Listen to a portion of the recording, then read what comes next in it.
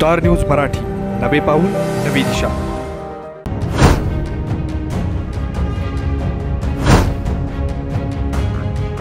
तुम्हाला सोने खरेदी करायचं आहे तर मग चला विट्याच्या ओम ज्वेलर्स मध्ये।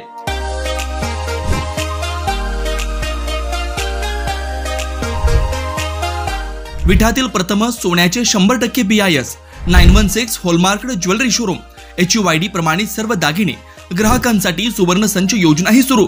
तर मग एक वेळ अवश्य भेट द्या। आमचा पत्ता ओम ज्वेलर्स, सराफपेठ, बँक ऑफ महाराष्ट्र समोर विटा, श्री भगवान ढमाले गार्डीकर, डॉक्टर विशाल शिंदे मोराळे। प्रवेश सुरू doctor DY Patil public school विटा, CBSE, play group, nursery, LKG, UKG, पहिली ते 9वी, रोबोटिक्स, प्रत्येक क्लासमध्ये स्मार्ट बोर्ड, अबॅकस, आधुनिक प्रशस्त science lab, science Olympiad, NTSC, MTSC, NSSC scholarship परीक्षा तयारी, 8वी पासून IIT, JEE, नीट फाउंडेशन कोर्स बॅच सुरू, तायक्वांदो, योगा, स्केटिंग, धनुर्विद्या, संगीत, गिटार, डान्स। महायुतीच्या सरकारचा या पंचवार्षिक योजनेतला पहिला अर्थसंकल्प काल सादर केला गेला आहे आणि काल सादर झालेल्या या अर्थसंकल्पासाठी मी आदरणीय अर्थमंत्री आदरणीय अजितदादा पवार, आदरणीय मुख्यमंत्री देवेंद्रजी फडणवीस साहेब, आमचे नेते आदरणीय एकनाथजी शिंदे साहेब, या सर्वांचं मनापासून या ठिकाणी मी अभिनंदन करतो।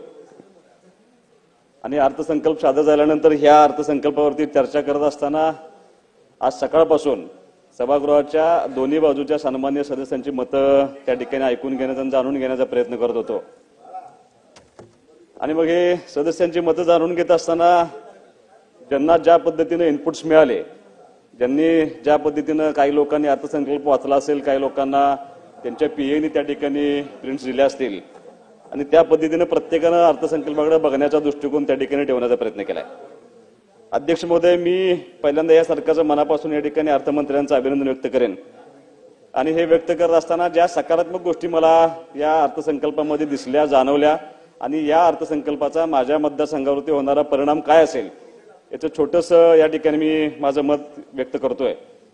अध्यक्ष महोदय, महाराष्ट्रामध्ये ज्या पद्धतीने भिवंडी, मालेगाव, इचलकरंजी या शहरांना खूप मोठं टेक्स्टाईल युनिटची एक परंपरा आहे, त्याच पद्धतीनं माझ्या मतदारसंघामध्ये विटा हे माझं सर्वात मोठं शहर आहे आणि या शहराला मोठ्या प्रमाणावरती टेक्स्टाईल व्यवसायाचं खूप मोठं त्या ठिकाणी युनिट्स त्या ठिकाणी आहेत आणि आमचा पारंपरिक व्यवसाय हा टेक्स्टाईलचा व्यवसाय आहे।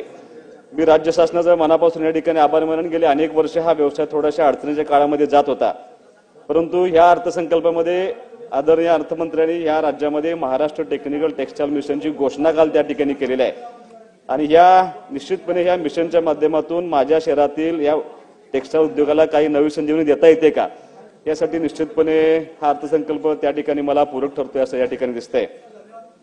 अध्यक्ष महोदय, उद्योग विभागाच्या वतीने मी आदरणीय मुख्यमंत्री आणि आदरणीय उद्योग मंत्र्यांचं अभिनंदन पण करेन।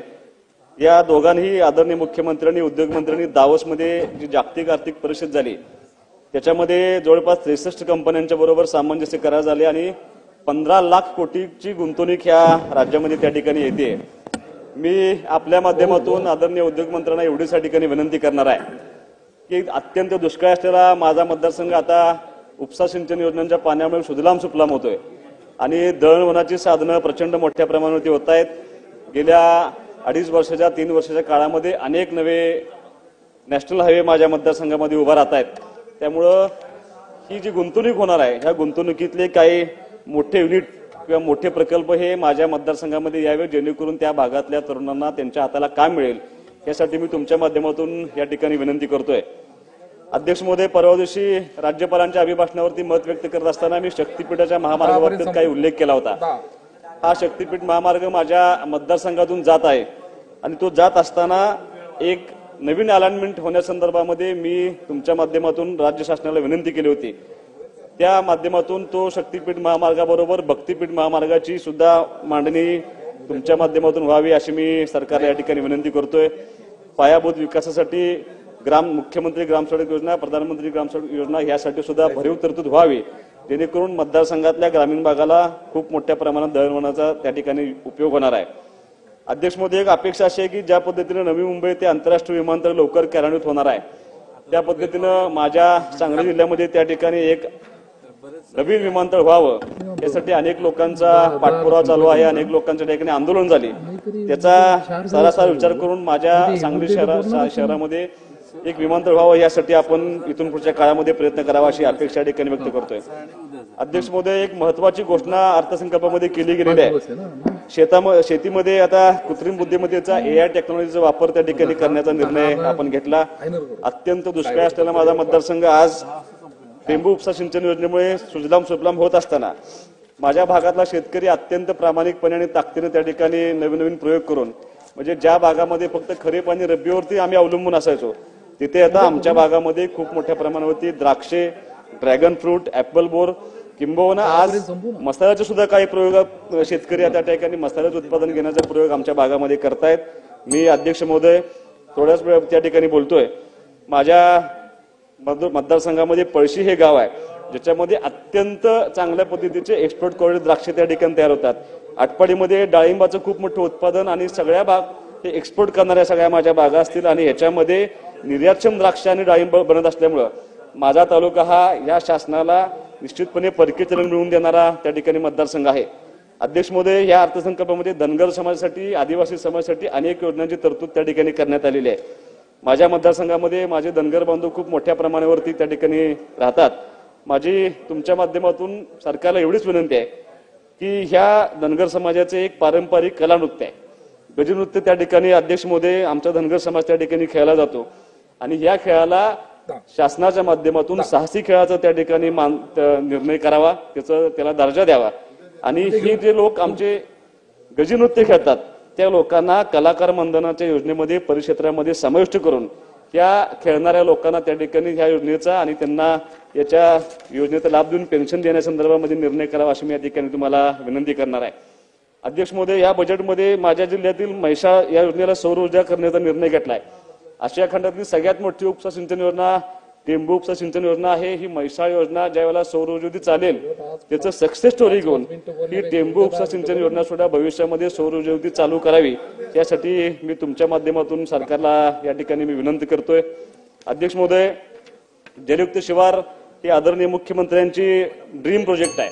मी मागच्या टर्म मध्ये करत असताना आमच्या मतदारसंघामध्ये प्रचंड काम या जलयुक्त शिवारच्या माध्यमातून झाले. ही योजना पुन्हा एकदा तुम्ही या बजेटमध्ये समाविष्ट केलेली आहे. या जलयुक्त शिवारच्या माध्यमातून माझ्या मतदारसंघातली अग्रणी नदी ही बारमाही करण्याचं खूप मोठं काम या माध्यमातून झाल्याबद्दल मी आदरणीय मुख्यमंत्र्यांच्या ठिकाणी अभिनंदन करतो.